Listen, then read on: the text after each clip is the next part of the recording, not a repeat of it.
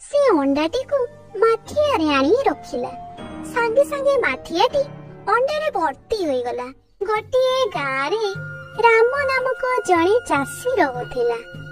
राम जड़े बहुत भल एवं बुद्धिमान लोक थिला।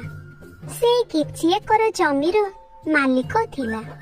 जदिও से जड़े भल चाषी थिला, ता जमीरे कोनोसी शस्य होउ नथिला। तार जमीटी सबु बेले अनुर्वर रहुथिला। अरे राम, प्रतिदिन काहे माटी आणुछु?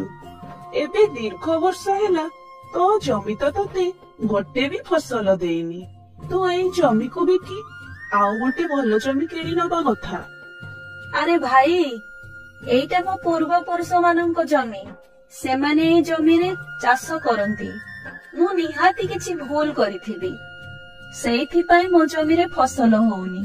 मु चेष्टा करूथिबी।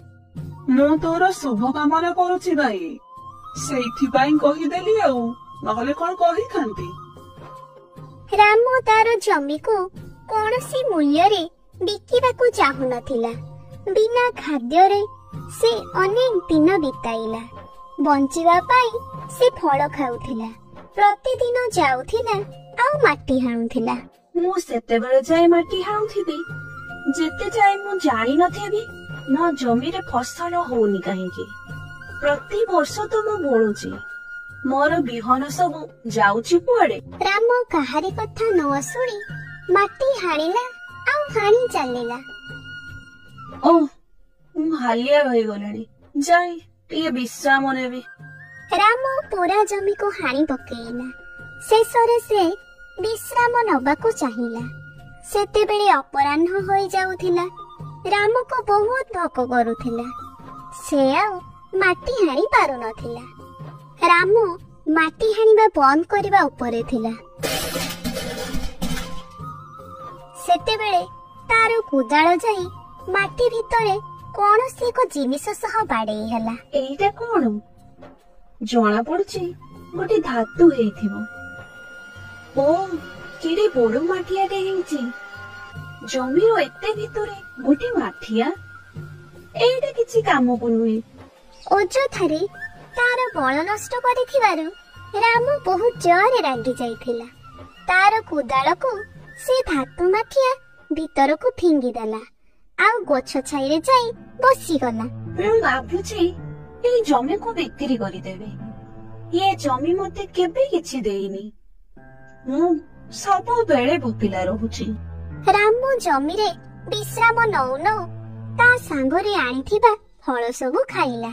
किंतु तार भोक तुलना रे फल बहुत कम थिला। से दुखरे आउ जमी कथा भाबी भाबी से घंटाए रो अधिक समय बसी पड़िला। से जानी थिला ताकू ए जमी को बिक्री करिबाकू हबो। ता पाखरे आउ किछि रास्ता नथिला। संध्या आबाकू बसिलानी, मते घर को जिबाकू हबो। कोदाळ आनिबाकू राम जेमिति माठिया पाखकू गला। जहा देखिला ताकू देखि से आश्चर्य होई गला। याकू एठी किए रखिला? मु तो एठी सब बेले थिली। राम देखिला जे माठिया रे 100टी कोदाळ थिला।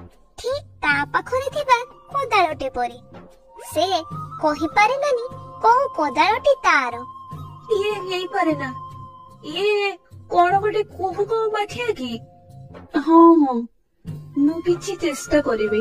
राम 100टी जाको कोदाळ बाहर करिदेला। आउ माठिया भितरे गोटे अंगुर रखिदेला। निज आखि को से विश्वास करि पारिला नाही। से गोटे अंगुर एबे 100टी अंगुर होई जाइथिला। हां, वास्तव में एते गोटे कोहु को माठिया। मु एई कथा को जमा विश्वास करि पारुनी। ये माठिया को मो घर को नै जाय। ता परे राम से माठिया को नै घर को चली गला। घर को पहुंची से अन्य सब जिनिस को देखिला जहा को से माठिया रे पुराई परिबो। सबुठु प्रथमे मु अंडा पुरेइबी। मु बहुत भोकिला अछि। राम शीघ्र बाजार को गला।